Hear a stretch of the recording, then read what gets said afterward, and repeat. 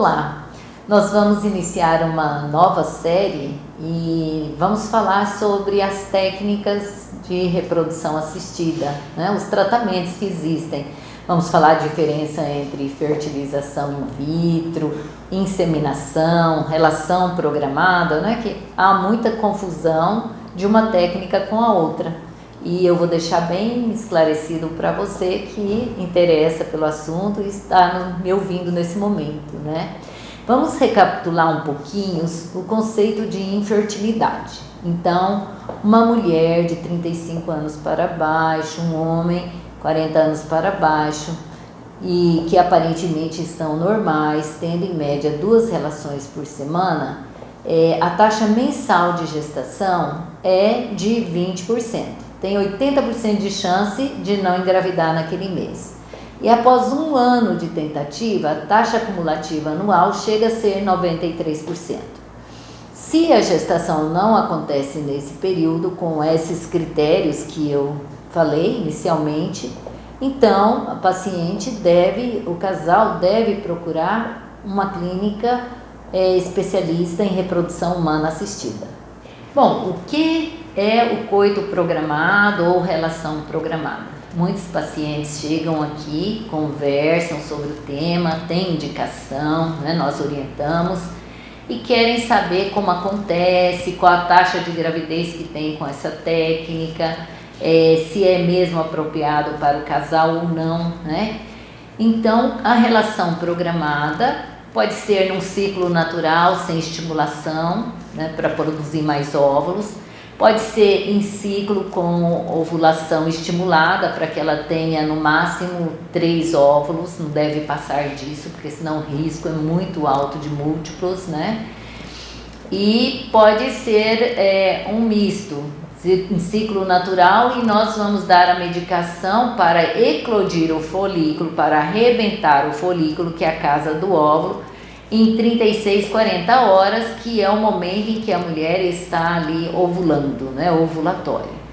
A taxa de gestação com essa técnica, ela se encontra de 6 a 10%, com mulheres abaixo dos 35 anos, né, e homens saudáveis com 40 anos para baixo.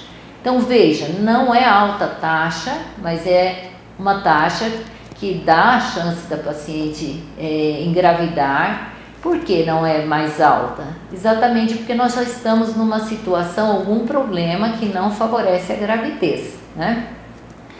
E nós incentivamos o paciente a fazer 3 tentativas, ela vem para os ultrassonografias, acompanha o crescimento folicular, orientamos a hora de tomar a medicação que vai amadurecer e favorecer a ruptura do folículo e orientamos os dias das relações, os momentos que deve ser, as horas, né? E muitos casais acham isso terrível, né? Por quê? Porque não tem nada mais sem graça do que ter relação para engravidar, né? De horário, né? Dia marcado, muitas vezes não acontece. Para a mulher é mais fácil, mas para o homem às vezes é muito difícil e o homem não consegue ter a relação, porque ele se sente pressionado, tá? Eu vou explicar mais detalhadamente para vocês como é que é feito o coito programado. Nós indicamos a relação programada quando a mulher tem pelo menos uma trompa desobstruída, uma trompa boa que funciona bem, do lado de um ovário que é ovulatório. Então nós precisamos ter trompas desobstruídas e precisamos ter ovários que funcionem, que produzam óvulo, né? Se tem as 2 trompas normais, ótimo. Se os 2 ovários estão funcionando bem, ótimo. Mas se eu tenho uma trompa boa do lado de um ovário ruim que não ovula, não vai adiantar nada, porque aquela história de ovular do outro lado e a trompa ir lá buscar o óvulo, isso é muito, muito raro, né? Então a paciente menstrua, no 3º dia nós fazemos um ultrassom chamado basal, a paciente menstruada mesmo, não assusta não, porque os folículos começam a crescer nesse período do ciclo menstrual, é dito ciclo o folicular inicial, né? Então nós precisamos ter uma ideia de quantos folículos, né, quantos precursores de óvulos ela vai produzir. Aí lá pelo 11º dia do ciclo, nós fazemos outro ultrassom, quando ela deve estar com um folículo aí ao redor de 14, 15 milímetros de diâmetro médio, e nós pedimos para que ela venha daí 2 dias. Quando esse folículo, né, num ciclo natural, ele está ali com 18 a 20 milímetros de diâmetro médio, nós damos uma medicação para amadurecê-lo, que é chamado HCG, gonadotrofina coriônica, né? E aí essa paciente, ela vai ter ovulação daí 40 horas, né? O que nós orientamos? Nós fazemos o cálculo, um dia antes da ovulação, ela deve ter relação, não precisa ser exatamente no momento em que ela está ovulando, porque o sêmen dura dentro da mulher, né, no aparelho reprodutor, até 3 dias. E a ovulação, o óvulo é viável por 12 horas. Então, se ela tiver uma relação um dia antes da ovulação, vai ter essa cobertura, né? Aí depois, né, que tem a ovulação provável, nós pedimos para retornar ao centro, fazer uma ultrassonografia novamente transvaginal, para checar se houve ovulação, né? Aí tem toda a descrição daquele folículo, a gente entende que ovulou, enfim, se precisar nós dosamos progesterona. E iniciamos a sustentação da fase lútea, que também é com progesterona, né? E aguardamos daí o dia da provável menstruação do ciclo seguinte, pedimos um beta-HCG quantitativo e vamos avaliar se a paciente engravidou. É importante saber que 85% das mulheres que engravidaram tentando o coito programado, aconteceu nos 3 primeiras tentativas, tá? Que não precisa ser em seguida, tá? Pode esperar passar 1 mês, 2 para retornar ao tratamento, né? E, é claro, engravida numa 4ª tentativa, numa 5ª, numa 6ª também, mas passou de 3 tentativas, principalmente com indutor de ovulação, como citrato de clomifeno, que muita gente toma por conta, né? O famoso clomídia, chega aqui que tomaram medicação, já fizeram, já marcaram lá na tabelinha o dia de ter relação, enfim, nós sabemos que não é bom usar mais do que 3 ciclos de clomídia, né, por várias questões em relação ao medicamento, né, e o corpo da mulher. Então está na hora de ir para uma técnica que dá um pouco mais de taxa de gestação. No caso, ainda é considerado uma técnica de baixa complexidade, como o coito programado, que será a inseminação intrauterina, né? Muitas pacientes me perguntam qual a diferença entre inseminação e fertilização, né? Inseminar, como o nome diz, é colocar o sêmen dentro do útero quando a mulher está peri ou ovulatória, está para acontecer a ovulação ou já ovulou. Então a gente coloca, nós colocamos esse espermatozoide preparado, limpo, né, processado no laboratório, lá perto do fundo do útero, que está bem próximo das saídas para as trompas, e os espermatozoides, né, economiza, digamos assim, um longo trajeto que é do colo do útero até lá em cima, no fundo do útero, né, para tentar encontrar o óvulo, além de pegarmos os melhores espermatozoides, né? Qual a taxa de sucesso com essa técnica? Ela é de 15 a 18%. 3 tentativas de inseminação resultam em uns 33% de chance de ficar grávida, né? E hoje eu vou falar sobre os critérios. Qual é o casal que se beneficia com essa técnica? É um casal que vem tentando engravidar 1 ano, 1 ano e meio, até 2, que já passou pelo coito programado. Alguns não querem passar pelo coito programado, pelo desgaste, pela angústia, pelo estresse psicológico e também pela taxa de gestação, que é bem melhor do que a do coito programado, como nós falamos ontem, né? E então, nós temos que lembrar vocês que a opção de coito programado deve ser para mulheres abaixo dos 37 anos, né? Porque acima disso a reserva ovariana já é muito baixa e nós não podemos gastar a reserva de óvulos com técnicas que dão baixos resultados de gestação, né? Então a idade da mulher interessante é muito importante verificar isso, né? Ah, doutora, eu não posso fazer com 40? Pode sim, não é a melhor indicação, mas isso não quer dizer que você não possa fazê-lo, tá? E esta mulher tem que ter as trompas pérvias, não podem estar obstruídas, ou pelo menos uma boa do lado de um ovário bom que ovula, né? Para que aconteça então a gestação. E o sêmen? Nós temos que ter pelo menos uma quantidade de 5 milhões de espermatozoides do tipo A e B, depois que processa em laboratório, estuda. Os espermatozoides tipo A são aqueles que andam em fila indiana. E os B são aqueles que estão meio tontinhos, mas são esses que dão a gestação, né?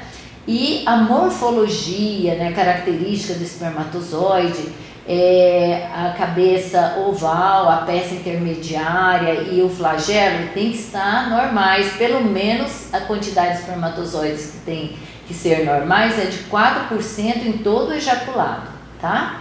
Como é que se faz então o acompanhamento do ciclo da inseminação intrauterina, né? Então, a paciente menstrua no segundo ou terceiro dia do ciclo, nós pedimos um ultrassom, como foi para o coito programado. Aí é feito chamado de ultrassom basal. A função desse ultrassom é contar todos os folículos que tem em ambos os ovários acima de 2 milímetros, né? Então, essa paciente, ela vai induzir ovulação? Vai usar drogas, medicamentos? Sim, nós temos que saber pelo índice de massa corpórea dela, pela idade, o quanto administrar de medicamento para que ela não tenha ovulação acima de 3, digamos, óvulos aí, né? Com 3 óvulos a gente chama de superovulação, né? Que estaria bom, nós não podemos inseminar quando tem mais do que 3 óvulos, porque o risco também de gestação múltipla é muito alto, né? E não é bom, né? Embora o paciente que está tentando engravidar gosta, mas realmente traz muita complicação, né?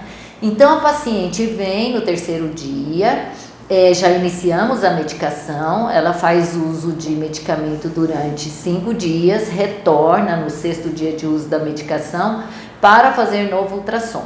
Aí nós vamos observar o crescimento dos folículos, e quando esses folículos estiverem ao redor de 17 a 20 milímetros de diâmetro médio, é hora de dar medicação para amadurecer os óvulos, né? Que é aquela gonadotrofina coriônica, que é o HCG. Nós falamos para ajudar o folículo a amadurecer o óvulo e a arrebentar, eclodir e ter a ovulação, né? Então, a paciente vem, nós administramos e orientamos também com 36 a 40 horas, ela vem para o Centro de Reprodução Humana. O marido vem umas 2 horas antes, colhe o espermatozoide pela técnica de masturbação mesmo, né? E aí a bióloga vai processar esse sêmen, vai tirar tudo quanto é substância, porque não pode pôr o sêmen lá dentro do útero, porque tem que tirar substâncias que dão alergia, uma série de problemas. Então faz uma limpeza, escolhe os melhores espermatozoides, né? Faz a concentração. E a paciente vai para a sala onde é feita a inseminação, fica na posição ginecológica. Aí, olhando no ultrassom, nós seguimos direitinho, né, o canal do útero, do colo do útero, para chegar lá no endométrio, bem próximo do fundo do útero. Nós vamos deixando devagarinho o sêmen ali dentro, tá? Em média, uns 15, 20 minutos para a inseminação, tá? Termina, a paciente ainda fica um pouquinho deitada, a gente fecha o colo para não refluir, né? E aí nós pedimos que a paciente venha no dia seguinte para checar a ovulação, ou então daí 3, 4 dias, né? Para a gente poder ver se ela ovulou mesmo. Aí tem a descrição da característica do folículo que eliminou os óvulos, né? E é feito então o suporte também da fase lútea. E com o dia esperado da próxima menstruação dela, nós vamos fazer o beta-HCG, deu positivo, continua ainda com suporte da fase lútea, que é a progesterona, via vaginal ou via oral, e vamos conduzir depois como qualquer outro pré-natal, tá? Lembrar que a taxa é boa, né? de 15 a 18% quando bem indicada. Eu quero lembrá-los em relação à qualidade seminal para que possamos fazer indicar tanto a relação programada, né, o coito programado e a inseminação intrauterina. Em relação ao sêmen, a diferença é pouca, é pequena, mas no coito programado nós devemos ter acima de 10 milhões de espermatozoides do tipo A, lembra que eu falei, aqueles que andam em fila indiana, e também do tipo B, que andam, né, tortinho assim. Aquele tipo C nós não contamos, que fica girando ao redor, buscando a caudinha, né? Aquele lá não dá gravidez. Os que dão gestação é o A, qualidade boa, A e B, né?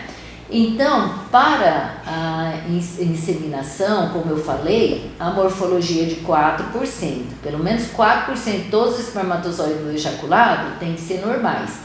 Para o coito programado também. Para a inseminação, depois de processado no laboratório, separados os espermatozoides bons e tudo mais, eu tenho que ter A mais B acima ou igual a 5 milhões, tá? E para o coito programado, A mais B acima ou igual a 10 milhões de espermatozoides, ok? Não falei a parte masculina, é interessante saber sobre isso, né? Precisando, é um dos critérios, tá?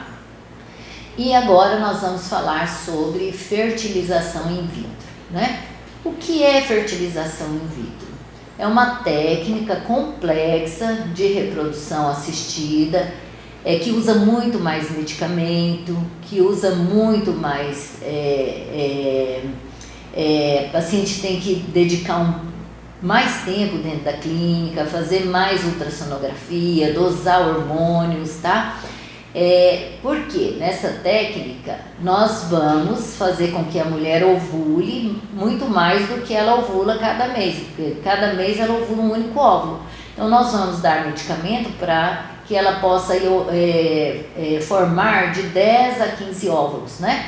E antes dela ovular, nós vamos colher esses óvulos, juntar o óvulo, né, com o espermatozoide. No caso, nós injetamos o espermatozoide dentro do óvulo, um espermatozoide para cada óvulo, que formará o embrião. É uma técnica que, quando a mulher está abaixo de 35 anos e o sêmen é bom também do cônjuge, do parceiro, nós temos aí de 45% até 60% de taxa de gestação, tá? É muito bom. É bem maior do que a taxa natural, que é 20% ao mês, como nós falamos. Por quê? Porque eu estou colocando dentro do útero embrião pronto, não depende mais do encontro do espermatozoide e óvulo. E hoje nós vamos falar sobre o momento da coleta, né? Então, lembrar que 35 horas antes a paciente tomou uma medicação para amadurecer os óvulos, né? Para que a gente possa fazer a coleta e ver óvulos que são fertilizados, né? Que aceitam a fertilização, né? Digamos, fertilizáveis, tá? E no dia que a gente dá o HCG, que é essa gonadotrofina, e orienta, explica tudo, nós falamos também com o cônjuge. Se está muitos dias sem ejacular, deve ejacular, porque senão tem muitos espermatozoides mortos e de muito péssima qualidade, tá? Então, deve ejacular. Nós pedimos só um dia de abstinência sexual, né? Para poder ter um sêmen de melhor qualidade. E quando nós estamos no centro cirúrgico, né, o centro cirúrgico é acoplado no laboratório de fertilização in vitro, tem um pass-through que nós passamos o material biológico através disso, porque não pode ter circulação entre as salas, né? Então, a paciente está deitada, sedada com propofol. É uma sedação que, entre a paciente chegar na clínica, fazer o procedimento, acordar, tomar um lanche e ir embora, é 1 hora e meia. É a mesma anestesia de endoscopia. Eu não sei aí quantos já fez ou acompanhou, né? Então a paciente acorda lúcida, conversando, querendo saber quantos óvulos teve. E no momento em que nós já viu que tem óvulo ali na coleta, nós pedimos para o marido subir e fazer a coleta do sêmen, né? Então, o paciente fica na posição ginecológica, nós vamos com o aparelho de ultrassom, o transdutor, ligado a esse aparelho tem uma agulha e o fundo da vagina, né, a parede vaginal é bem fininho, meio centímetro de espessura. E os ovários estão grandes porque eles estão estimulados, aí eles caem nessa região mais funda. E olhando no ultrassom, nós vamos colhendo, né, o líquido e passa esse líquido para a bióloga para ela separar e encontrar os óvulos, tá? Mas basicamente a fertilização in vitro funciona assim, em um ciclo menstrual. No segundo ou terceiro dia, a paciente vem, faz ultrassom basal, menstruada, conta os folículos antrais. E, dependendo do tamanho dos folículos, né, nós iniciamos as medicações para o crescimento folicular. Então, é como se eu desse mais comida para os folículos, né, porque naturalmente ia desenvolver só um, então vou dar mais hormônio para que vários desenvolvam. E o período de desenvolvimento destes folículos demora em média 10 dias, algumas pessoas um pouquinho antes e outras até 2 dias após esse, digamos, 12 dias, né? Mas a média são 10 dias. Então a paciente vem, começa a medicação, usa 4 dias essa medicação que é subcutânea, injetável, né? Não costuma doer muito, é como se fosse insulina, não costumam reclamar, né? Querem um bebê, então para elas isso não é um esforço grande, tá? E no 6º dia de uso no 5º dia, digo, de uso da medicação, ela retorna no centro para fazer outra ultrassonografia transvaginal para que eu possa ajustar a dose.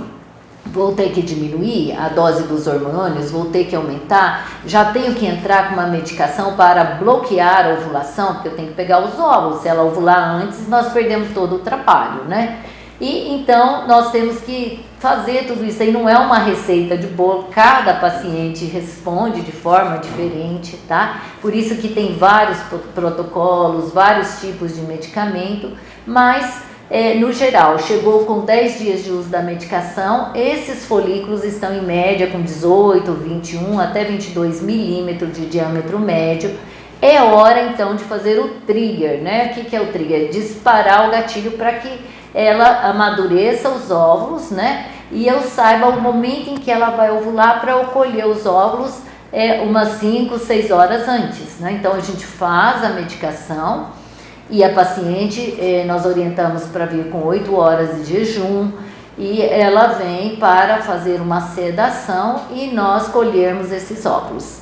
Continuando a fertilização in vitro, né, nós paramos no momento em que é feita a aspiração folicular, entregando o líquido para a bióloga para que ela possa separar os óvulos, tirar as células da granulosa que ficam em volta, prepará-los para injetar em cada um espermatozoide, né? Aí a paciente, né, já terminou a coleta, nós fazemos revisão para ver se não tem nada sangrando, ela vai para o quarto, né, acorda, toma um lanchinho, aí já vai poder ir para casa. Antes de ir, nós checamos a qualidade do sêmen, se precisa uma nova coleta ou não, e liberamos então o casal, né? Depois de 4 a 5 horas de colhido os óvulos é que é feita a injeção intracitoplasmática de espermatozoide. E com 18 horas nós sabemos quantos daqueles óvulos tornaram embriões, que aceitaram a fertilização. E ao longo de 3 a 5 dias nós acompanhamos o desenvolvimento desses embriões dentro do laboratório, né? E podem ser transferidos num ciclo a fresco ou podem ser congelados e transferidos em ciclos posteriores, né? Se for transferido em ciclo a fresco e se nós resolvermos deixar esses embriões desenvolver até blastocisto, então tem o dia da coleta e daí 5 dias nós vamos colocar dentro do útero. E contando do dia seguinte que colocou, daí 10 dias, a paciente faz o beta e nós sabemos se deu certo, né? Se deu certo, vai acompanhamento do pré-natal, tudo, e vem, depois que deu um beta positivo, ela vem para a gente fazer um ultrassom daí 14 dias, para ver se é um embrião só que ficou, ou se nós colocamos 2, se ficaram 2, ou se pôs um e virou 2, né? Que isso também pode acontecer, tá? e darmos as orientações devidas para a paciente. Ainda sobre a fertilização in vitro, se nós colocarmos embriões no terceiro dia de desenvolvimento, o teste de gravidez será feito com 12 dias, né, contando um dia após a transferência de embriões, né, para saber se deu certo ou não. Dando certo, vamos fazer ultrassom daí 15 dias, igual, ver se está desenvolvendo bem o embrião, saco gestacional, tá? E depois outros ultrassons, enfim, e acompanhamento normal da gravidez, né? Mas eu quero falar com vocês sobre uma situação bem própria de quem faz a fertilização in vitro. Em todos os momentos, são muita ansiedade. Primeiro é saber se tem folículos, vão crescer, né? Crescer os folículos, agora nós temos óvulos, deu certo os óvulos? Eles fertilizaram, deu tudo certo, sobreviveram para poder ser transferidos, né? E aí, tem que esperar uns 10 a 12 dias para saber o resultado. Gente, não tem nada pior que esse período, sabe? É uma angústia, porque esse tempo não passa, parece que ele é longo demais, né? E muitas vezes nós falamos com as pacientes, não, tenha ânimo, né? Falamos, não façam teste de farmácia, a maioria faz, né? Porque no teste de farmácia dificilmente vai dar positivo, porque a quantidade de beta-HCG que é produzida no teste de farmácia geralmente não se detecta.